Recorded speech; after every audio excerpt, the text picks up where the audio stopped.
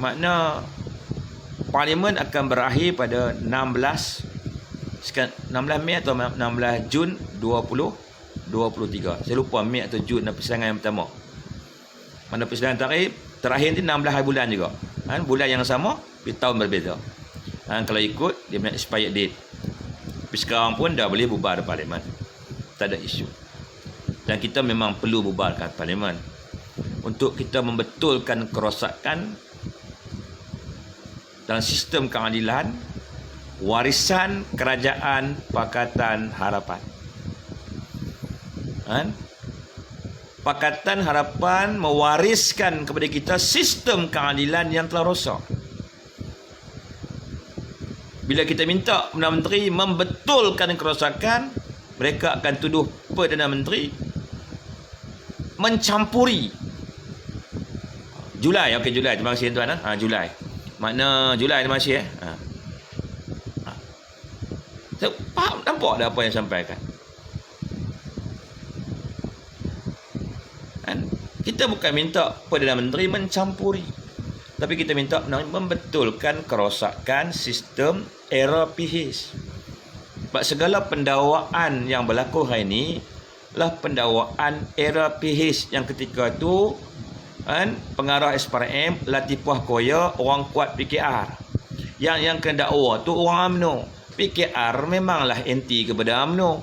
Kalau orang PKR jadi pengarah SPRM, kalau orang PKR kena dakwa dengan dia tu, okey lah, nampak lah, tak kisahlah sangat.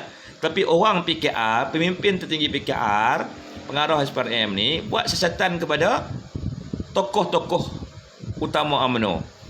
Di mana nak nampak ketulusan tu? Tak nampaklah ketulusan tu. Itu juga satu benda yang tak betul. Tak betul. Patut Peguam Negara, Tommy Thomas, background dia siapa? Kalau cimping pun dia boleh bela. Mana orang ni faham lah, tak mahu kata lebih kat dia lah. Kita nak betulkan benda tu.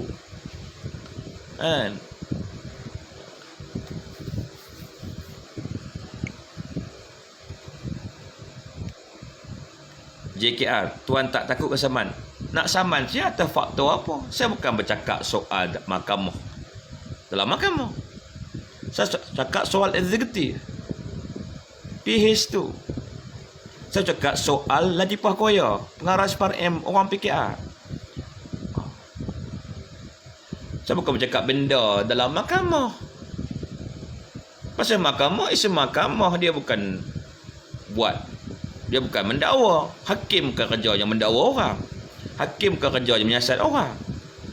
Dia tak menyiasat. Yang menyiasat tu SPRM. Yang buat pendakwaan tu AG. Hakim cuma menghakimi, berpandukan kepada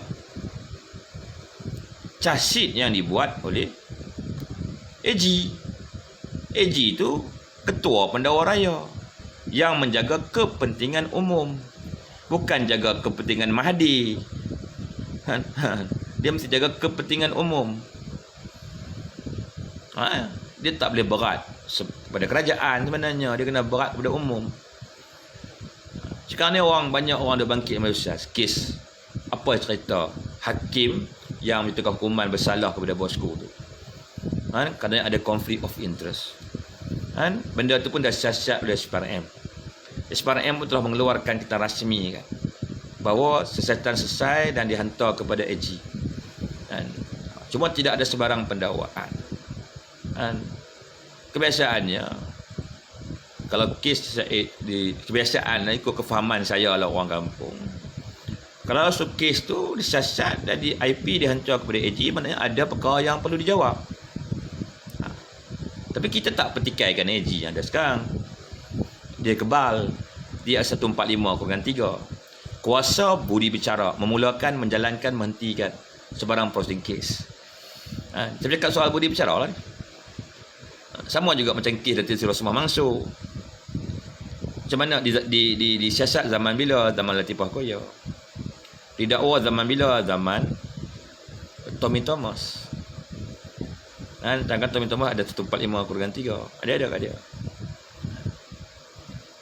Takut apa? Saya cakap benda hak betul, takut apa? Dari dulu saya cakap benda ni, bukan baru hari ni.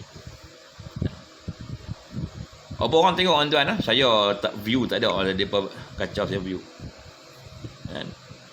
Orang macam okey contoh, apa orang tengok tuan, adalah 100 lebih ke orang. View tak naik, tak ada, kosong view saya. Kan contoh macam pengarah pilihan raya PAS. Kan yang amat berhormat Menteri Besar Kedah Sanusi, Datuk Seri Sanusi. Kan dia tuduh Barisan Nasional kalau menang pilihan raya akan mencampuri urusan mahkamah. Sanusi